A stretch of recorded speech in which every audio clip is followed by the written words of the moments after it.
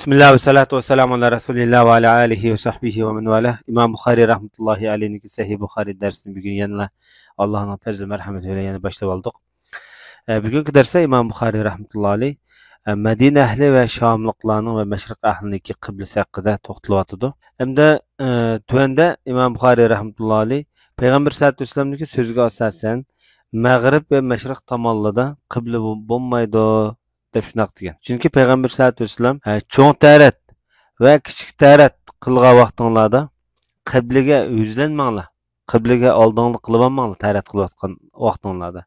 Lekin sharq va g'arb tarafga qarab tarat qilsanglar bo'ldi deb shunaqa degan. Hamda bu hadis bu yerda mutlaq emas. Chunki bizningki qiblimiz g'arb taraf qiblaga qarab tarat qilishga bu cheklangan. Hadisning ro'yi bo'yicha ketgan vaqt. Demak, bizning qiblimiz g'arb tarafda bo'lgandan keyin biz g'arbga qarab tarat qilsak bo'lmaydi bizning diyorlarimizda.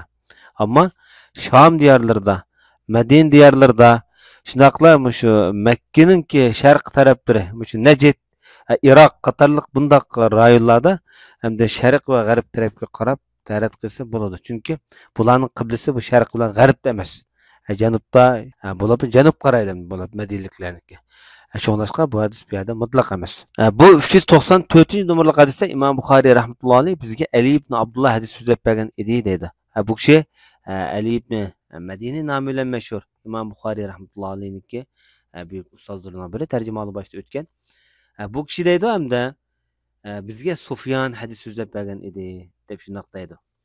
Sufyan ibn Uyeyne'nin tercümalı başta ne çıkıtım ötken büyüklerinki biri. Bu kişi deydi bizge Zuhri İmam Muhammed bin Muslim bin Şehab Zuhri. Bu kişinin tercümanın başta ötken. Bu kişi deydi hamda Ata ibn Yazid degan kişiden bayan qilgan. Bu kişinin tercümanı Kitabul Uzur'da ötken. Ata ibn Yazid namı bilen meşhur. Ebu Muhammed yoki Ebu Yazid kunyasi bilen o'zi Madinaniki dağlıq büyükleriniki biri. Keyingi davrlarda asosan shu Falastin zeminlarida, Sham diyorlarida yaşagan büyükleriniki biri hisoblanadi. Bu kişi tabi'in. Bu kişi hem Ebi Eyyub el-Ensari radıyallahu anhu'dan bayan kılıvatıdı. Buna ait büyük sahabe. Peygamber sallallahu aleyhi ve sellem'in özü miman kılıç şerifiga erişken. Kabrisi İstanbul'da. Bu kişi hem de Peygamber sallallahu aleyhi ve sellem'deki mundak digellikini ta'kidlik halette bayan kılıp mundak deydi. Peygamber sallallahu aleyhi ve sellem şundak degen idi. Sizler çoğun tarat qilmoqchi bo'lsanglar, qiblaga oldinglarni qilmanglar, keyninglarni qilmanglar. Lekin sharq va g'arb tarafga qaranglar tarat qilgan vaqtingizda, mayli cho'ng mayli kichik tarat qilgan vaqtingizda dedi. Abu Ayyub dedi, Abu Ayyub el-Ansari. Biz Şamga kelgan edik dedi. Biz Madinadan Şamga keldik.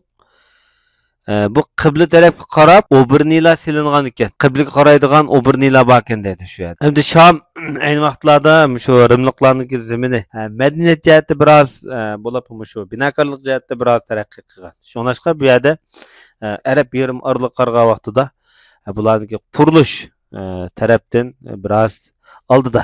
Shunlashqa bularniki alayida shu holda o'birnilari bo'lgan. Bu o'birni qibla tarafga yasalganda shu vaqtidan ya bo'lmasa İslamiyet'in burun silinip kalgan ve yaki xalqları texe bu Resulullah'ın çektigen bu tarafını bilmey yasap kalgan bu obirnilarni. Şunu olan biz deydi Ebu Eyyub el-Ensari. İmkan kadar kıble taraftan bir az özümüzni mail bolattık deydi. Kıbleki karınmay sıkıntı eriştik. Yani obirni tüz ottama yantı otturduğun gibi de. Kıygan kılmışımızdan Allah'a istiğfar itattık dedi. Bu İmam Zuhri Ata'dan rivayet kılıp Ebu Eyyub el-Ensari'ninki Peygamber sallallahu aleyhi ve sellem'de muşunda ağlanganlıkını men mu anlagan edim dep bayan qilganligi eskertilgan.